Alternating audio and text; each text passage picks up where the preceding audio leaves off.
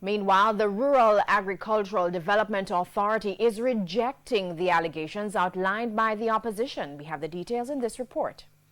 RADA has released documents of its own regarding the now controversial Farm Road Rehabilitation Program. In a release, the agency argued that the total value of the program for the past 4 years since 2015 has been $1,724,739.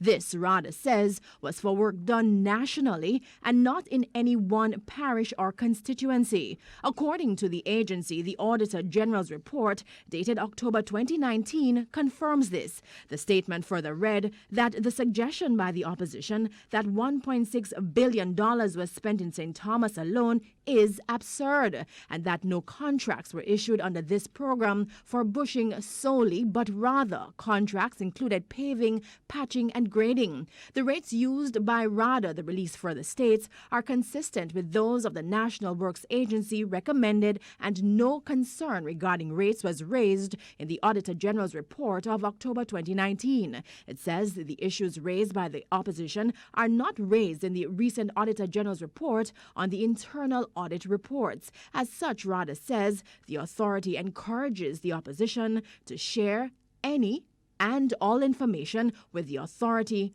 the parent ministry, and the investigative authorities. Meanwhile, Chairman of RADA, Nigel Myrie, was on RJR's Beyond the Headlines a short while ago. Is there any possibility that, in fact, you don't know what's going on and what the opposition is saying is correct? They seem very convinced. I can rubbish that. Let me just say that. That's absolutely ridiculous.